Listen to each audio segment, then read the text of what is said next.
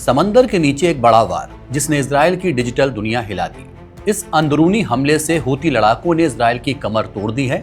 लाल सागर में under water cable काटकर ऐसा हमला किया है कि इजराइल समेत एशिया और मध्य पूर्व के कई देशों में इंटरनेट ठप पड़ गया। क्या यह महज तकनीकी खराबी है या युद्ध की नई रणनीति? आज हम आपको दिखाएंगे इस हमले का पूरा असर, इसके पीछे कौन है और अब इजराइल पर क्या असर पड़ेगा। नमस्कार, मैं हूं आसिफ इकबाल और आप देख रहे हैं वन इंडिया।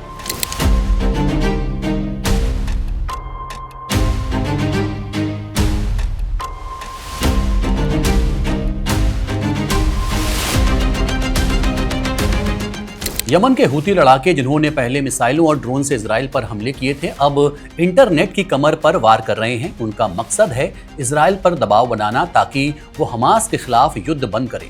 लाल सागर में समुद्र के नीचे बिछी केबल कट जाने से एशिया और मध्य पूर्व के कुछ हिस्सों में इंटरनेट सेवाओं पर असर पड़ा है। हालांकि ये साफ नहीं हो पाया है कि केबल कटने की वजह क्या है, लेकिन माना जा रहा है कि ये हूती लड़ाकों का इजराइल के खिलाफ जवाबी हमले का एक हिस्सा है। माइक्रोसॉफ्ट ने अपनी स्टेटस वेबसाइट पर बताया है कि मध्य पूर्व में रेड सी में अंडर सी फाइबर केबल कटने से इंटरनेट की गति धीमी हो सकती है। कंपनी ने अभी विस्तार से जानकारी नहीं दी है, लेकिन कहा है कि इंटरनेट ट्रैफिक मध्य पूर्व से होकर नहीं गुजर रहा है, उस पर कोई असर नहीं होगा।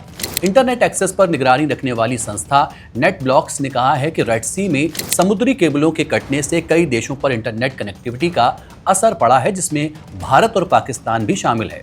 संस्था ने जद्दा, सऊदी अरब के पास SMW4 और IMEWE केबल सिस्टम में समस्या का आरोप लगाया है। यमन के हूती लड़ाकों पर पहले भी शक जाहिर किया जा चुका है। हालांकि हूती लड़ाकों ने पहले इन केबलों पर हमला करने से इनकार किया था, लेकिन अब हूती के अल मसीरा चैनल ने नेटब्लॉक्स का हवाला देते हुए इन कटावों की पुष्टि की है।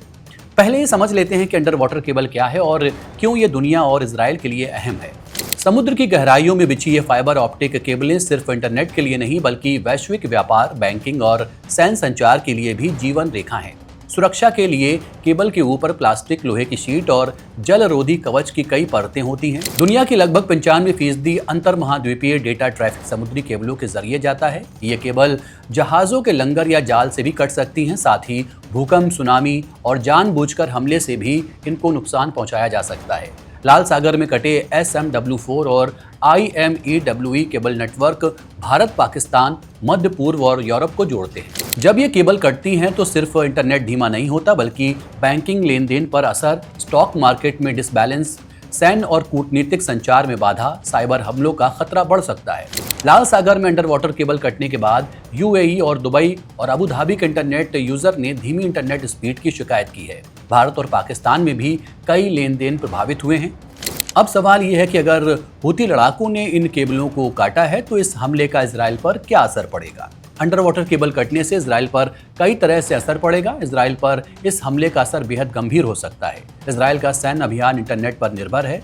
सूचना साझा करने, ड्रोन ऑपरेशन और युद्ध की योजना में नेटवर्क का इस्तेमाल होता है। अगर संपर्क टूटा तो जवाबी कार्रवाई में देरी हो सकती है। साथ ही वित्तीय लेन देन ठप हो सकते हैं, शेयर बाजार गिर सकता है, साइबर हमलों का खतरा बढ़ सकता है।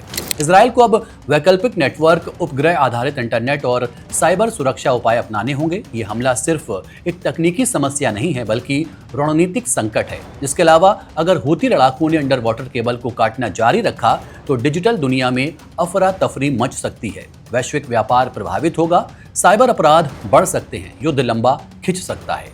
समंदर के नीचे छिपा ये हमला दिखाता है कि युद्ध की दुनिया बदल चुकी है। अब मिसाइलों से ज्यादा ताकतवर हो गया है डेटा और इंटरनेट। हूती लड़ाकों ने इजराइल की डिजिटल नसों पर वार कर पूरी दुनिया को चेतावनी दे दी है। आगे क्या होगा? क्या इजराइल अपना नेटवर्क मजबूत करेगा या युद्ध और बढ़ेगा? फिलहाल के लिए इतना ही। देखते और पढ़ते रहिए one India. Subscribe to One India and never miss an update. Download the One India app now.